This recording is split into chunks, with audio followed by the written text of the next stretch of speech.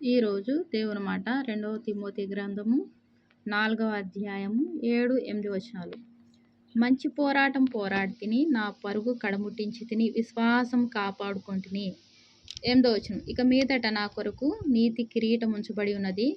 ఆ దినమందు నీతిగల న్యాయాధిపతి అయిన ప్రభు అది నాకు మాత్రమే కాకుండా తన ప్రత్యక్షతను అపేక్షించు వారికి అందరికీ అనుగ్రహించును. ఇక్కడ పౌలు భక్తుడు చెప్తున్న మాట, మంచి పోరాటం పోరాడితిని, నా పరుగు కడముట్టించి తిని, విశ్వాసం కాపాడుకొంటిని. ఈ యొక్క 3 మాటల్లో చాలా అర్థం ఉంది. మంచి పోరాటం అంటే ఏంటి? తను బ్రతికినంత కాలము మంచిగా జీవించాడు. అటు దేవునిలో, ఇటు ప్రజలతో, లోకంలో కూడా ఆయన ఎలా ఉన్నాడు? మంచిగా ఉన్నాడు. మంచి పోరాటం పోరాడితిని అని దృఢంగా, నమ్మకంగా, విశ్వాసంతో ఆయన చెప్తున్నాడు. ఎందుకు? ఆయన చెప్పేది వాస్తవం కాబట్టి, అందులో అవాస్తవం లేదు కాబట్టి ఆయన ఎంతో విలువైన మాట తన నోటి వెంబడి పలుకుతున్నాడు. ఏంటది? మంచి పోరాటం అంట. మరి ఈ రోజుల్లో అటువంటి పోరాటము పోరాడేవారు ఉన్నారా? ఉన్నారు. మంచి పోరాటము పోరాడేవారు ఉన్నారు.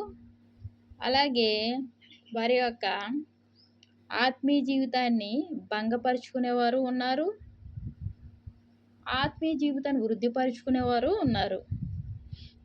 మరి మనం వృద్ధిపరుచుకునే వారి యొక్క జాబితాలో చేర్చబడాలి. భక్తులు, ప్రవక్తలు, సేవకులు, వీరి యొక్క ప్రవర్తనను మనం చూసి వారు ఏ రీతిగా మెసులుతున్నారో మనం వారి యొక్క అనుభవంలో మనం ఉండాలి.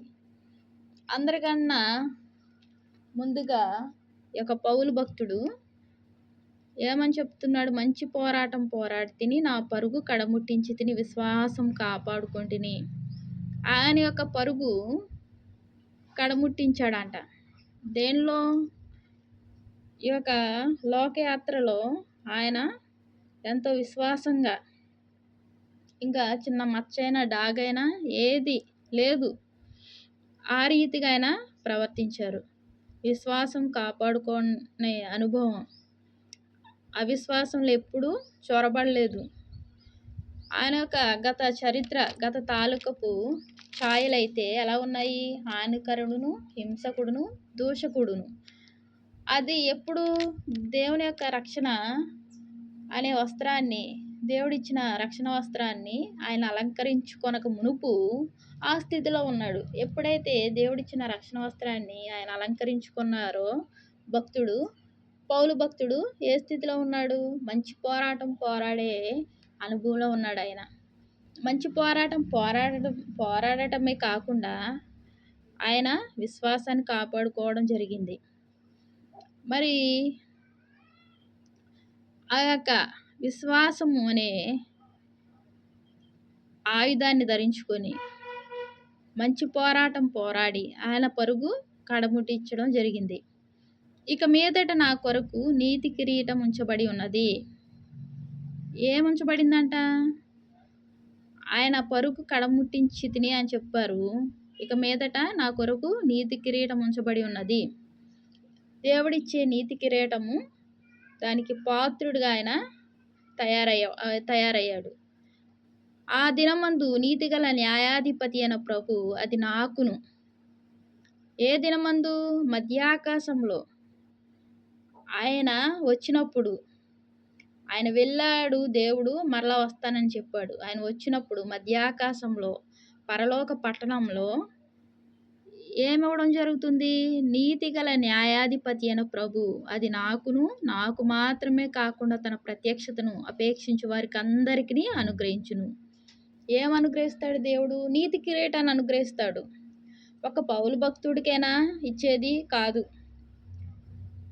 దాన్ని అపేక్షించే ప్రతి ఒక్కరికి ఆయన నీతి కిరీటాన్ని అనుగ్రహించే దేవుడుగా ఉన్నాడు. దేవుని యొద్ద తారతమ్యాలు ఉండవు. చిన్నవారు పెద్దవారు అని ఉండదు. అలాగే వీరిది చిన్నవారు పెద్దవారు అంటే ఏంటి? వీరు పేదవారు, వీరు ధనికులు అయ్యేమి ఉండవు. ఆయన ఏం చూస్తున్నాడు? నీతిని మాత్రమే చూస్తున్నాడు. నీతిమంతులకు ఆయన ఏమిస్తాడు? నీతి కిరీటాన్ని ఇస్తాడు.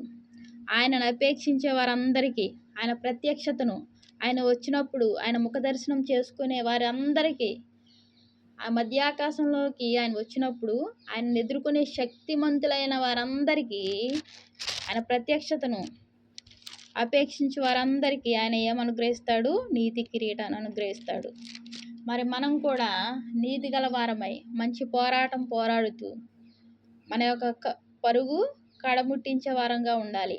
అంత మాత్రమే కాకుండా ఆ నీతి గల దేవుని ఎదుట మనము ఆయన ప్రత్యక్షతను మనం కూడా ఆయన ఎదుర్కోవడానికి మనం కూడా ఏం చేయాలి? ఆత్మకి ఏం చేయాలి? ఈ యొక్క వాక్యం అనే ఖడ్గాన్ని ధరించుకున్న వారమై ఈ లోకయాత్రలో సాగిపోతూ ఉంటే దేవుడు వచ్చినప్పుడు మనం ఏం చేయగలం? ఆయన ఎదుర్కొంటాము సంతోషంగా. మనం కూడా ఆ నీతి కిరీటాన్ని పొందడానికి భాగ్యము అనుగ్రహిస్తాడు దేవుడు. ఆ భాగ్యవంతులలో మనం కూడా వారితో పాటు మనం కలిసిపోతాము. ఎందుకంటే మనం కూడా ఆ భాగ్యాన్ని దక్కించుకున్న వారమై ఉంటాము. మనం ఏం చేయాలి? నీతిగా జీవించాలి. ఆ నీతిమంతుడు ఇచ్చే నీతి కిరీటాన్ని పొందుకోవడానికి అర్హత సాధించే వారంగా ఉండాలి. అలా ఉండడానికి మనం ఏం చేయాలి? వాక్యం అనే ఖడ్గాన్ని ధరించుకోవాలి. ఈ లోకయాత్రలో ఎన్నో పోరాటాలు ఉంటాయి. విసిగించేవారు ఉంటారు, తిట్టేవారు ఉంటారు, హేళన చేసేవారు ఉంటారు. ఏనా సరే మనం మాత్రం పట్టించుకోకుండా ఆ నీతి సూర్యుని వైపు చూసుకుంటూ ముందుకు సాగిపోవాలి. దేవునికి వందనాలు. ప్రార్థన చేసుకుందాం. మహాప్రేమ గల తండ్రి, కృపగల నాయనకి ఎన్నో వందనాలు, స్తోత్రాలయ్యా. ఈ లోకంలో ప్రభా నాయన మంచి పోరాటం పోరాడే జీవితాలుగా మా జీవితాలను తండ్రి నాయన జీవితాలుగా సరిచేయండి ప్రభా.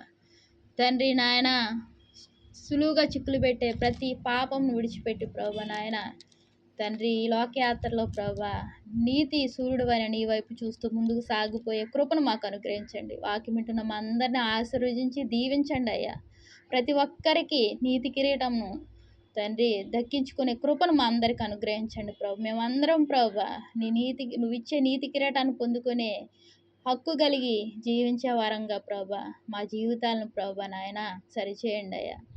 అటువంటి జీవితాలుగా మార్చండి ప్రభా. వాక్యం అనే ఖడ్గం ధరించుకున్న వారమై ప్రభా నాయన నీలో సాగిపోయే జీవితాన్ని మా అందరికి అనుగ్రహించండి. వాక్యం వింటున్న ప్రతి ఒక్కరిని ఆశీర్వదించండి, దీవించండి అయ్యా. తండ్రి నాయన చిన్న బిడ్డల్ని, కుటుంబ సభ్యుల్ని, యవనస్తుల్ని ప్రభా ప్రతి ఒక్కరిని ప్రభా వారి చదువులో తోడుగుండండి అయ్యా.